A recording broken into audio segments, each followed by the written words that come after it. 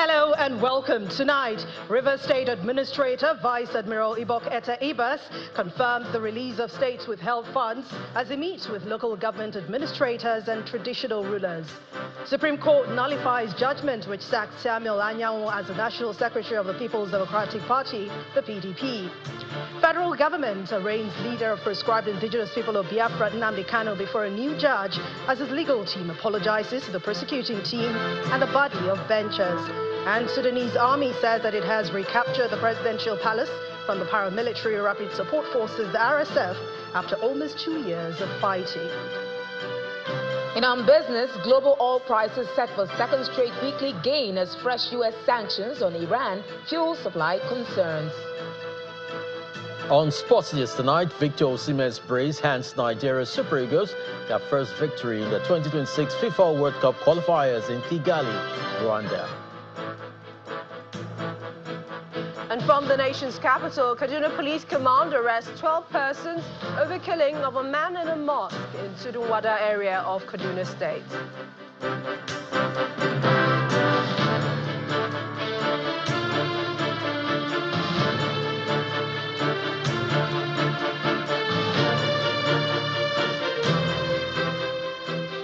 Tonight, we begin with latest developments in Rivers State, and it is day 2 of the arrival of the administrator of Rivers State, Ibok Ete Ibas, who has now launched a series of high-level consultations with key stakeholders to address the state's ongoing political tensions.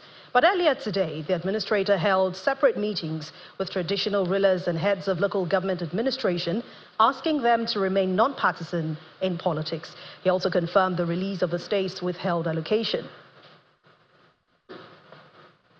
Of the sole administrator. A day after his resumption of office, the Rivers State Administrator Ibok Ete Ibas is having his first consultative meetings with major stakeholders in the state, and is starting with the government-recognized traditional rulers whose influence in maintaining peace and fostering development in rural communities remains critical. The traditional institution must remain a neutral and impartial arbiter, respected by all for its fairness and integrity.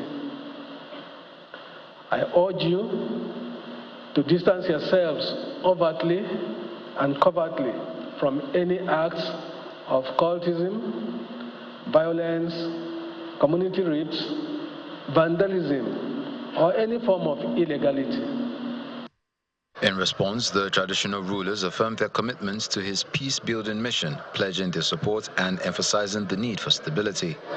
Our primary assignment in our various domains is to make peace, to ensure that peace reigns in our various kingdoms, clans, and communities. The next engagement is the meeting with the heads of administration in the 23 local government areas, where he stresses the importance of accountability in governance. Addressing concerns over unpaid salaries, he reassures them of his commitment by confirming the release of the withheld state allocation. Let me assure you that the withheld allocations have now been released, and I hereby issue a directive that all the necessary steps be taken to ensure that these salaries are paid without any further delay.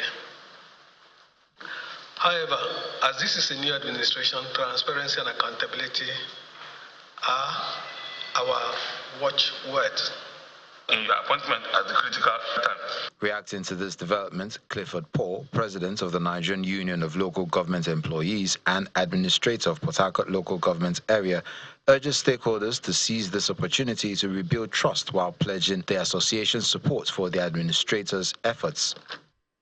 Your Excellency, we are hopeful that your leadership will be in the interest of the Rivers State and its workforce.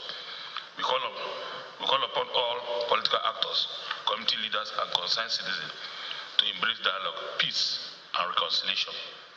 This time has come to set aside our differences and work together in the collective interest of Rivers State. With these engagements, the Rivers State Administrator appears to be setting the tone for a governance approach rooted in dialogue, accountability, and stability. As he continues his consultations, stakeholders across the state are watching closely. hopeful that his interventions will restore calm and foster renewed confidence in the state's leadership. The declaration of the state of emergency in Rivers State by President Bola Tinubu is still attracting reactions. And the latest is coming from the coalition of civil society groups in Rivers, who are now calling for its immediate reversal. Instead of addressing the root causes of the conflicts, such as the unconstitutional maneuvers of a factionalized state House of Assembly, openly backed by the federal government, the president has opted to penalize the entire state, putting the lives and livelihoods of millions at risk. Rather than ensuring the impartial enforcement of the Supreme Court's ruling and calling all political actors to order, the federal government has chosen an extreme measure that undermines peace and stability. President Tinubu's refusal to condemn the actions of key conflict instigators who have actively fueled this crisis is both disappointing and unacceptable. Now that the civil society organizations have recommended on what he ought to do to bring out democracy, not just in Rivers State, but in Nigeria. But where he first, I believe that civil society organizations in Rivers State, and not just in Rivers State, will stand up to have a plan B, either fighting it legally, even though the judiciary have been compromised. To judiciary matters now, the Supreme Court has overturned the lower court's ruling that ousted Senator Samuel Anyanwu as PDP's national secretary, settling a long-running internal crisis. A 5-member panel of the Apex Court declared that the dispute over the PDP's national secretary falls within the party's internal affairs, a matter deemed non-justiciable by the judiciary. The presiding judge, Justice Jamilu Tukuru, while delivering the lead judgment, nullified the Federal High Court's ruling from last October, as well as the Court of Appeal's majority decision that upheld Senator Anyawu's removal. The Apex Court also affirmed the dissenting opinion of the Court of Appeal's Justice Ekanem, which had previously questioned the lower court's jurisdiction, ruling that the plaintiff, Aniago Emmanuel, lacked the legal standing to challenge Anyawu's position as he failed to demonstrate how he was personally affected. The leader of the indigenous people of Biafra, Nnamdi Kanu, has pleaded not guilty to the alleged terrorism charges brought against him by the federal government. In a fresh arraignment conducted at the Federal High Court Abuja before Justice James Omotosho, who took over the case after Justice Binta Nyako recused herself, Mr. Kanu apologized to the Federal High Court. Justice Binta Nyako, the prosecution team led by Mr. Adegboyega Awomolo and his team, who over the misconduct of the last proceedings of his trial. Our correspondent Emanuela Ekele reports. The leader of the indigenous people of Biafra, Nnamdi Kanu, is back at the Federal High Court Abuja for a fresh arraignment on the 7-count charges of alleged terrorism leveled against him by the federal government. This time before Justice James Omotosho, following the recusal of Justice Binta Nyako on Kanu's demand.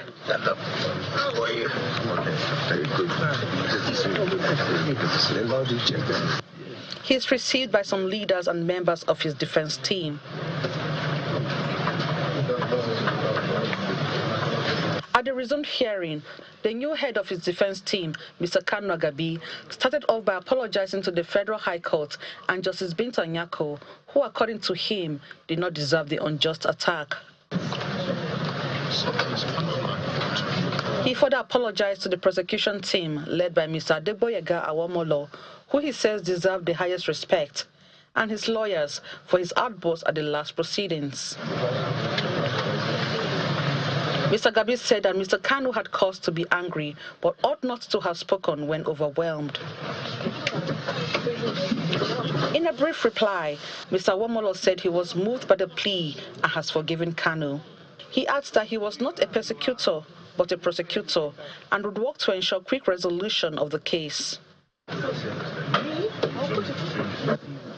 Shortly after, Mr. Kanu pleaded not guilty to the 7-count charge when it was read to him. After the plea, the prosecution counsel expressed his readiness to commence trial. He requested an adjournment to enable him assemble his witnesses, as well as a request for accelerated hearing, which was granted by the court. The defense counsel did not object to the request. This is a place for justice. We are not here to act drama. We're here to seek justice, and that is why he has done the right thing. Of course, he knows that it is the right thing, and everybody's happy with it.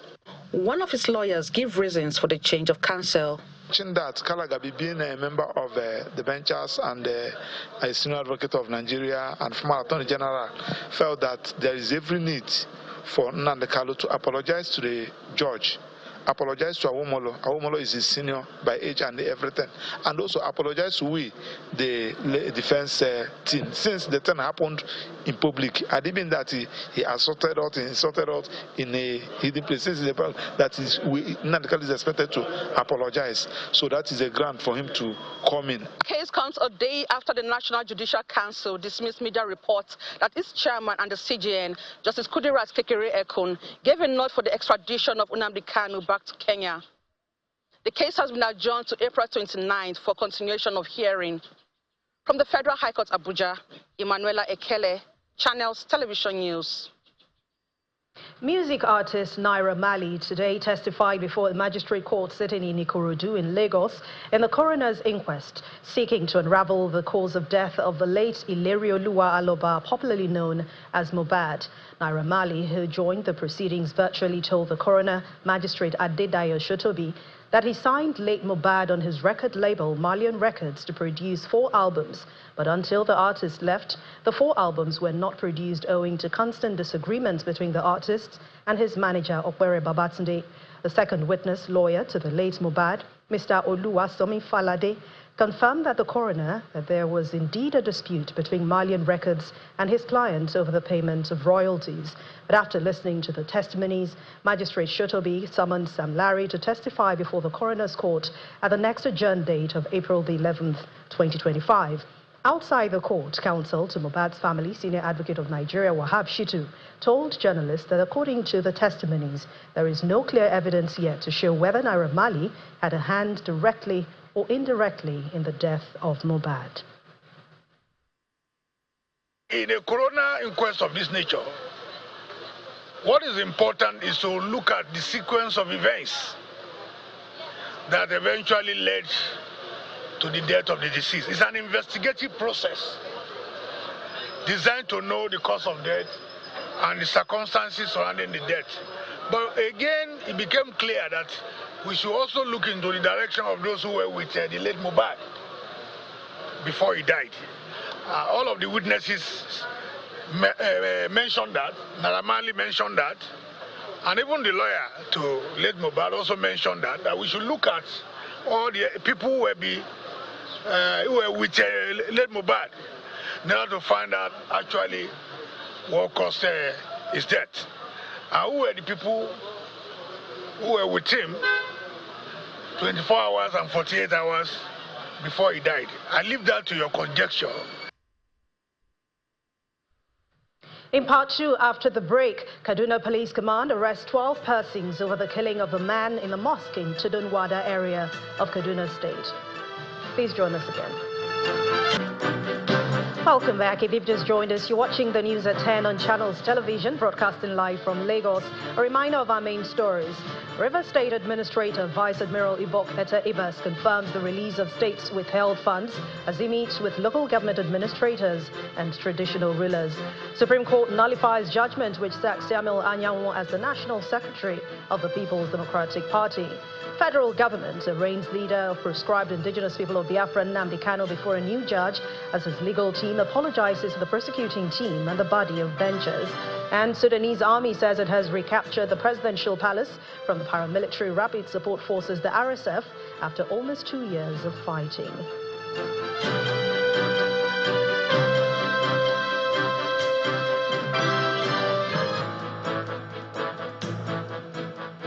The news at 10 continues now as we head over to the nation's capital, a studio there where Millicent Walker is standing by. Over to you, Millicent.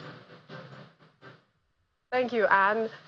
And on to security in the northern part of the country. The police in Kaduna State have arrested 12 suspects who attacked a mosque and stabbed one person to death in Tudunwada area of the Kaduna South local government area.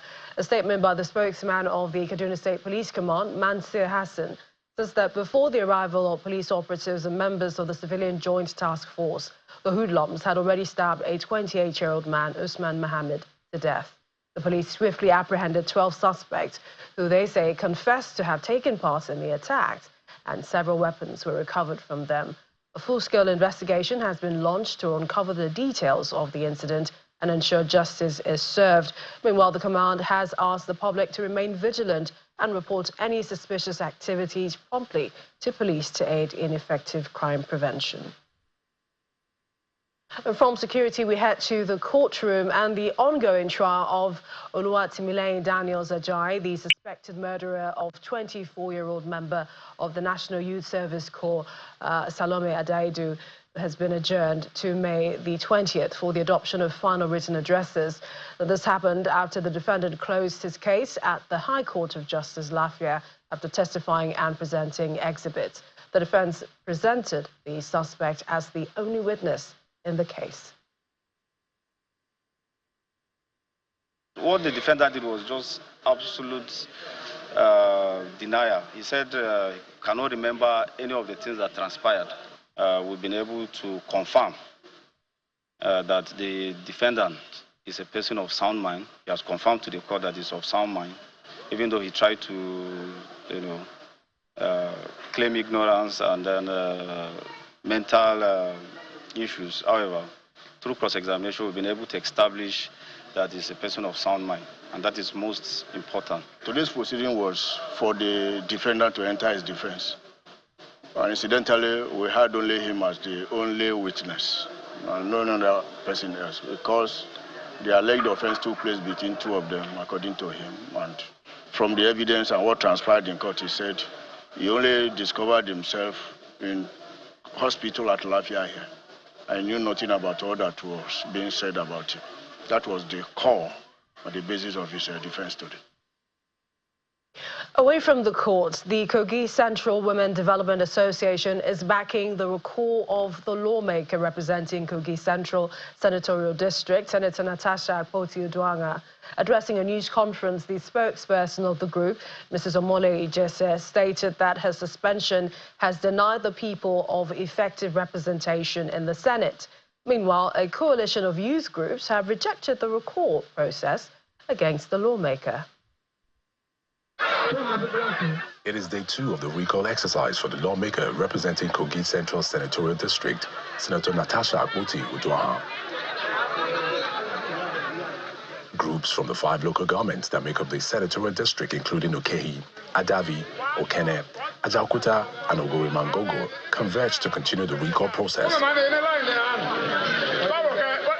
As the saying goes, he who accuses must prove. We had expected Senator Natasha to have presented a petition before the Senate on her claims, backed by solid evidence, instead of going on television to make a claim she's yet to either file in court nor provide evidence to. It will be very unfair for anyone to say that we are being sponsored. The class of persons you have interfaced with today are women who have their own minds, are women who are into politics that can be verified. And so we can't be sponsored. But what we want and what we're clamoring for is we want someone who would be there and is concerned about the people. From Ajaokuta to Okehi, some political leaders agree with the recall process. We, the people of Kogi Central Senatorial District, hereby resolve to commence the process of recalling Senator Natasha Akpoti-Uduaghan from the Senate of the Federal Republic of Nigeria. This will allow us to choose from among the good heads, the patriotic citizens that we have from Kogi Central Senatorial District. Okay, well. However, the coalition of youth groups, including the North Central Youth Council, the Northern Youth Assembly of Nigeria, and Arewa Youth Union, criticized the recall process. We unanimously condemn in totality the so-called suspension and attempted kangaroo process of recalling our distinguished Senator Natasha Akpoti-Uduaghan. The coalition is asking the leadership of the Senate to recall the lawmaker to ensure proper representation of Kogi Central Senatorial District. 327. That's the number of persons the federal government says it has arrested in the last 1 year for alleged involvement in illegal mining across the country. The Minister of Solid Minerals Development, Mr. Dele Alake, made the revelation during a press briefing in Abuja. He adds that 143 persons have been arraigned, 98 mining sites have been recovered within the period. Our correspondent Kubi Abuluade reports. It's the first anniversary of the mining marshals in Nigeria following its establishment on March 21st, 2024. The security outfit, which includes personnel of the Nigerian Security and Civil Defense Corps, operates under the Ministry of Solid Minerals Development with the sole purpose of eradicating illegal mining across the country. After the parade, the commandant of the mining marshals gives account of their operations over the past year. When we left here exactly 1 year ago, we had cause to find ourselves in dangerous terrains that are life-threatening. In some situations, our wives do ask us, and sometimes we look at our wives and our children, and we ask ourselves, in the event we don't come back, what will happen to these people? It's as serious as that. But our driving force is the commitment we have from you, sir. So far, the mining marshals operate in 10 states, including Niger, Nasarawa, Akwa Ibom, Ondo, amongst others, with a workforce of 2,600 personnel. According to the ministry, some of the successes recorded by the operatives include the arrest of 327 illegal miners, with 143 of the figure facing prosecution, and the recovery of 98 mining sites. Pleased with the successes recorded, the Minister of Solid Minerals Development pledges to provide more equipment for them to enhance their operations. The reward of success is more hard work. I want to assure the entire corps of the mining marshals that this year the Ministry of Solid Minerals Development is poised to strengthen your capacity, acquire more gadgets with which you'll be more effective and efficient,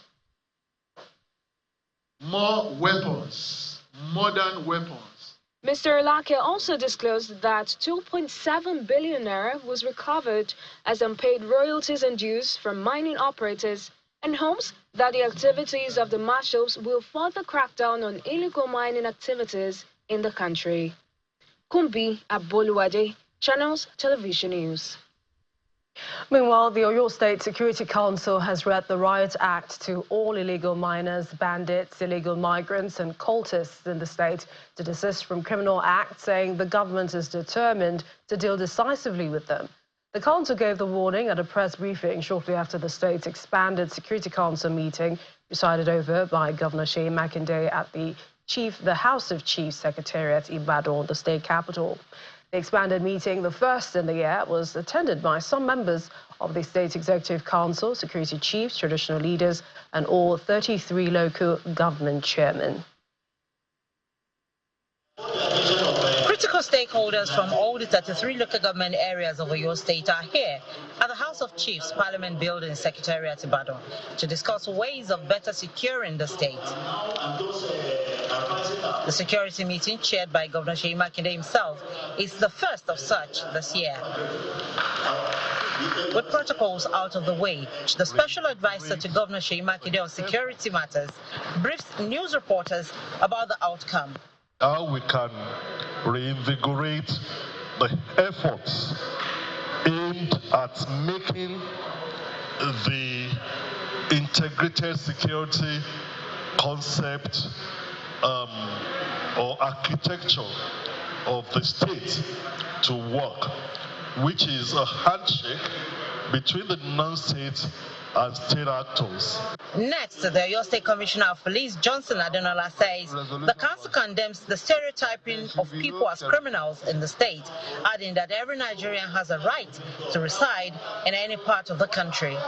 Every Nigerian has the right to reside anywhere he or she feels like staying. Once such a person is not engaged in any criminal activities and he has not been caught for crime, It should not be stereotyped on the basis of where he or she comes from. On his part, the Olu of Igbora, Abajimo Olajide Titiloye, says the traditional rulers are ready to work with security operatives in reducing crime, while the Algon chairman in Oyo State, Sikiru Sanda, also pledges that all council chairmen in the state will support the state government in making Oyo State a livable place.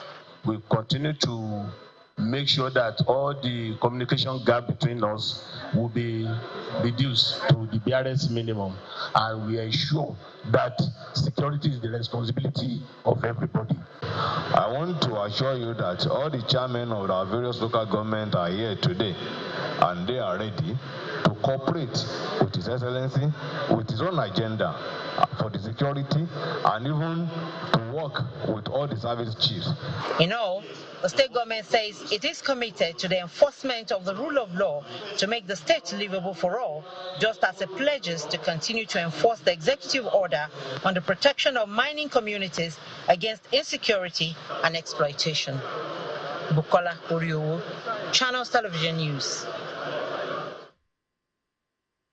Still ahead on the news at 10, oil prices set for record weekly gain as fresh U.S. sanctions on Iran fuel supply concerns. That's on Business News. To join us again. Welcome back. Let's head over to Imo State now, where the Governor Hope Uzodinma is calling on religious leaders both from the Christian and Muslim communities in the country to use this period of fasting in both faiths to offer prayers for President Bola Tinubu and Nigeria.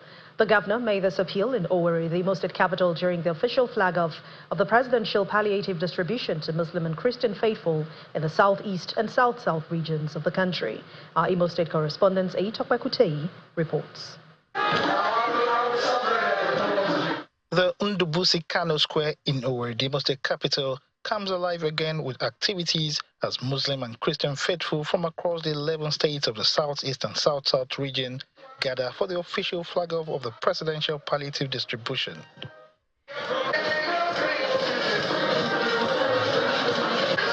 Dozens of trucks loaded with palliatives, mainly food items such as bags of rice, are strategically positioned around the venue, ready for distribution.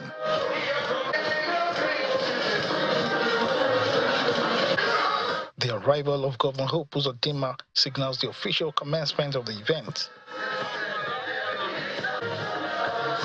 One after another, representatives of the Christian and Muslim communities take turns to express their gratitude for this gesture.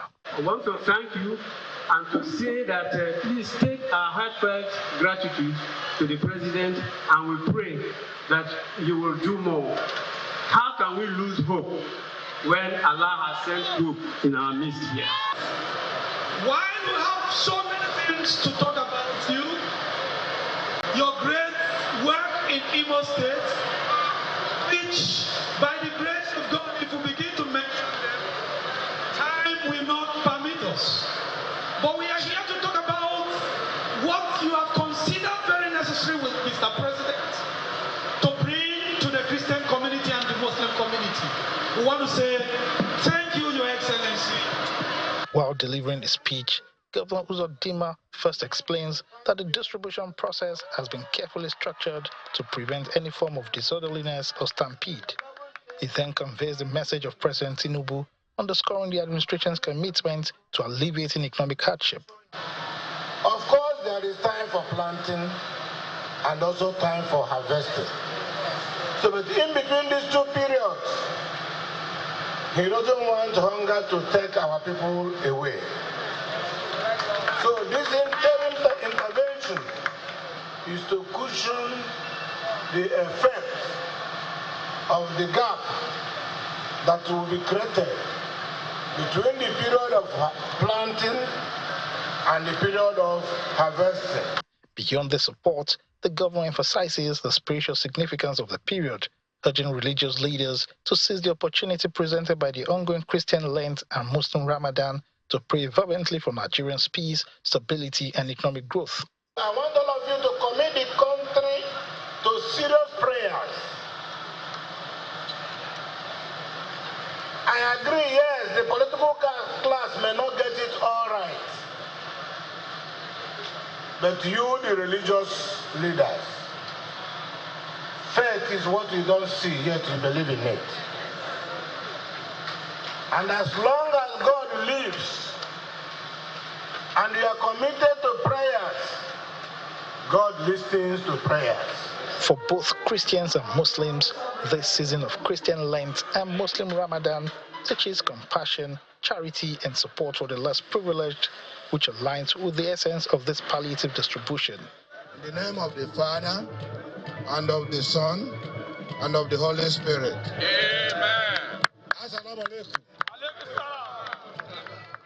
Eyitokpekute, Channels Television News. To infrastructure now, the governor of Enugu State, Peter Mba, has flagged off the construction and reconstruction of 141 urban roads to give the state a facelift and improve the living standards of the people. According to the governor, the roads, which are captured in the second phase of the state urban renewal project, will be simultaneously executed and delivered in record time. Governor Peter Mba arrives Enugu in Enugu North local government area for the symbolic flag-off of 141 urban roads captured in the second phase of the state urban renewal project. He goes on to greet members of the community who are on ground to welcome the governor and his team as they recount their experiences and expectations of the road. Since 2010 that I came into this Enugu, this road is very, very bad. Both the rainy season, dry season, you cannot even walk properly. The special advisor to the Governor on Project Development Institute, Uche Nwatu, gives more details about the road project, while the contractor commits to deliver the job in record time. The completion time of this road is 3 months from now, starting from 1st of March. So it's expected that by end of May, all of us will queue behind His Excellency for the commissioning of this road. My assurance to you and the good people of Enugu is that we will complete this road before you, sir, within the specific time as stipulated in the bill of quantity. And by, as he said, before 1st June, you will be here again to commission this road. The state governor, Peter Mba, leads his team to symbolically flag off the road and 140 others for construction, emphasizing that rebuilding the road will eradicate poverty and create wealth in every household. What I see is eliminating poverty. What I see is empowering our women and making sure that we create platform for them to generate wealth. Building of roads is often the responsibility of government, but judicious use and protection of road assets is the collective responsibility of both government and the people. It is expected that all parties will play their part towards the longevity of the roads when completed.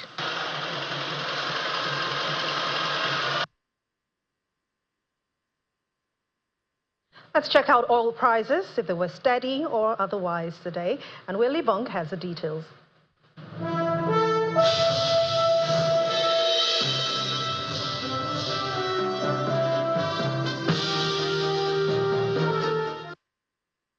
Thank you, Anne.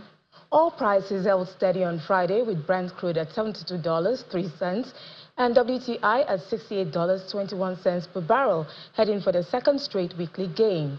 Brent is set to rise over 2%, while WTI is up 1.7%, driven by supply concerns. Fresh U.S. sanctions on entities supplying Iranian crude to China and OPEC Plus plans to cut output further have raised expectations of tighter supply. Analysts project a drop of 1 million barrels per day in Iranian exports. Meanwhile, Nigeria may be bracing for significant heights in petrol prices, with projections indicating that the cost per litre could soar to nearly 900 naira following these developments. The Nigerian and American multinational company Visa have begun partnership talks on establishing a data center infrastructure to bolster the country's digital economy. During a meeting with a delegation from the organization led by its regional president for Central and Eastern Europe, Middle East and Africa, Mr. Andrew Toro, at the presidential villa, Vice President Kassim Shettima underscores the importance of investing in modern technologies. According to him, the agriculture sector also requires modernization to thrive, as the current administration of President Bola Tinubu is committed to promoting food security in the country.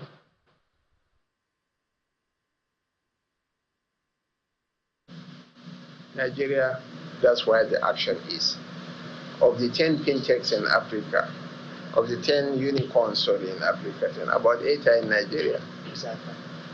Yeah. Money Point was the newest edition. Money Point is the newest edition.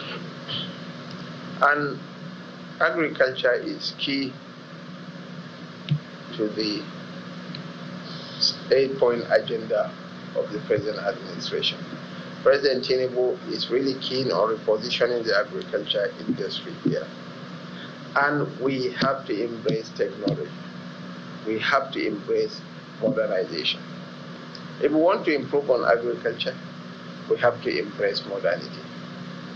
Improved agricultural prices, improved seeds, fertilization, intermediate technology, and Tribe Agriculture is a company that has focused on food security, providing up-to-date data to our farmers. And be rest assured that the patronage, the partnership between the people and the government of Nigeria and Visa will only grow by leaps and bounds.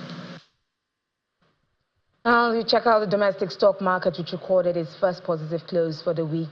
John Mekwa has the details.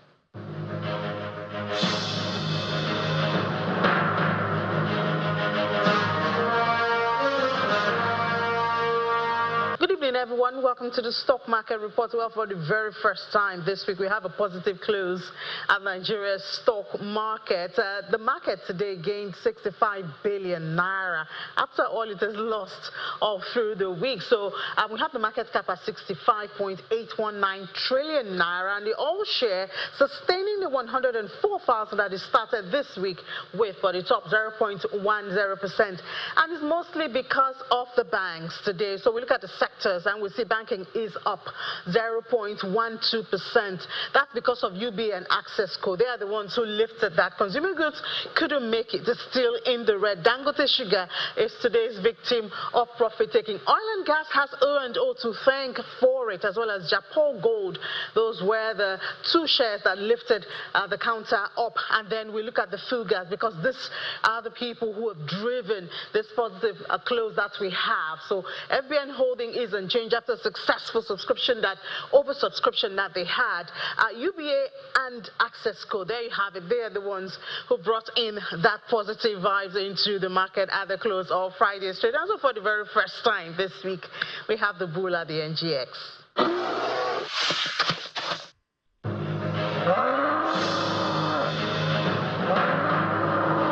And that's it on business. It's back to Anne for the rest of the news at 10.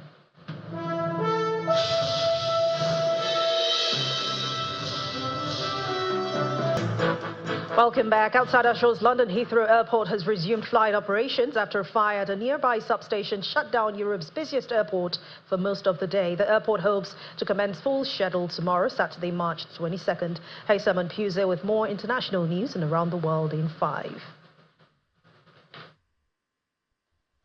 Good evening and welcome to the channel's studios here in London with your international news around the world in 5. Sudan's army has announced its fighters have entered the presidential palace in the center of Khartoum. In recent weeks, the army has stepped up its campaign against the rival Rapid Support Forces in the city, which it lost at the start of the war in 2023. Reclaiming Khartoum would be a huge victory for the army and a pivotal moment in the conflict. According to the UN, the 2-year civil war has caused the world's largest humanitarian crisis.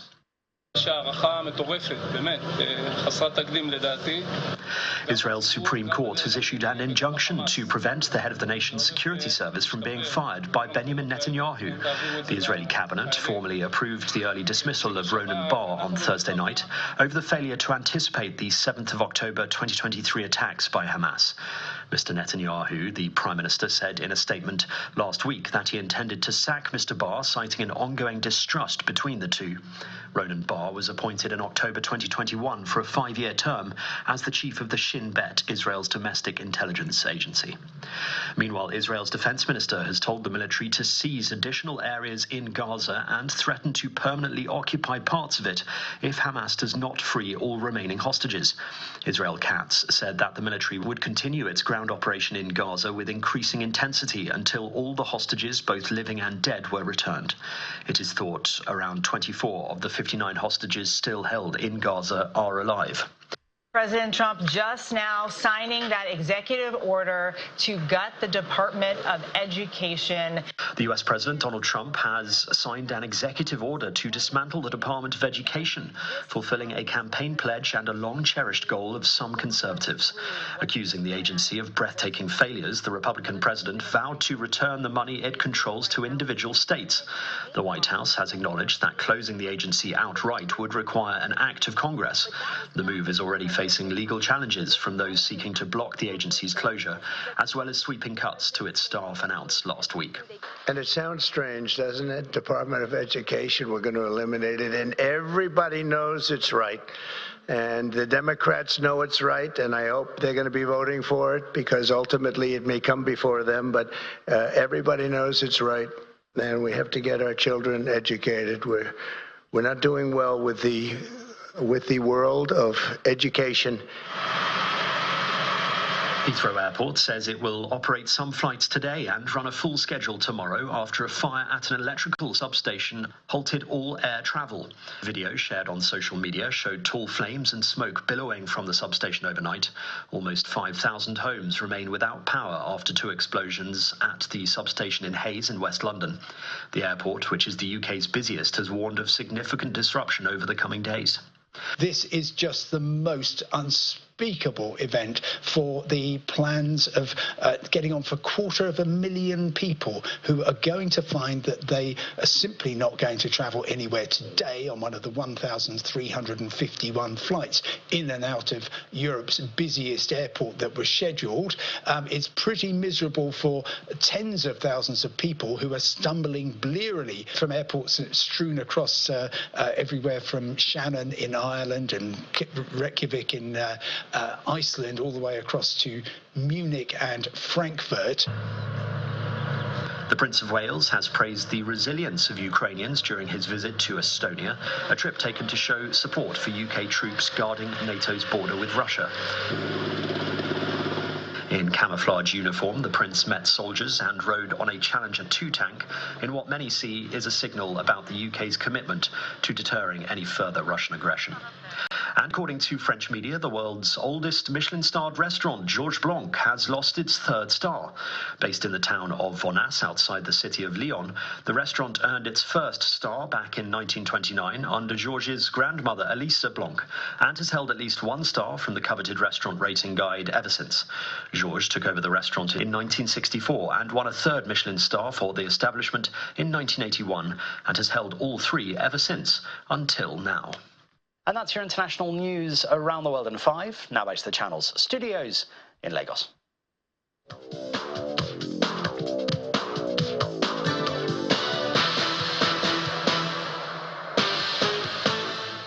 Hello, welcome to Sports News. A brace from Victor Osimhen has handed the Super Eagles of Nigeria their first victory in Group C of the 2026 FIFA World Cup qualifiers against Rwanda earlier today. Osimhen netted both goals in the 11th minute and in the 3rd minute of added time in the first half as the 3-time African champions cruised to victory at the Amahoro Stadium in Kigali. It was Osimhen's first appearance in the qualifiers after missing the previous fixtures due to injuries. The Super Eagles have now moved up to 4th place on 6 points and 4 points off our new leaders, South Africa, who beat Lesotho 2-0 in the other Group C game. The Super Eagles will now head to Uyo for the home tie with Zimbabwe on Tuesday. And Nasarawa United beat MPFL title holders Rangers International by a lone goal in March the 30 game played earlier today at the Lafia Stadium. Kabir Balogun successfully converted a 90-minute penalty to hand the Flying Antelopes their 9th defeat of the season, while for the Lafia-based team, it was the 9th win of the season in 30 games. Pending the outcome of the other games scheduled for Saturday and Sunday, the title holders are on the 3rd spot, while Nasarawa is on the 17th spot. New IOC chief Kirsty Coventry has paid tribute to Anita De France, the first woman to run for the post in 2001, underlining the American athlete paved the way for women. The 41-year-old who secured a majority vote at the 144th IOC session on Thursday to emerge not only the youngest, but also the first African and female president of the IOC, says her aim is to pave the way for younger generations. Have to say that there have been incredible women that have come before me. One of them sitting in the room today, which I might get a little emotional about, with Anita de France, a huge inspiration to me and to many women. And I was just really proud that I could make her proud. She was the first woman to run for this position. And like I said, she inspired me. She's been a huge mentor of mine since I came into the movement in 2013. And yeah, it is significant. I think it will take a little bit of time to truly set in. But women like her paved the way for women like me, and I want to pave the way for younger generation. Well, that's sport on a wet night in this part of Nigeria, and it's back to you, Anne.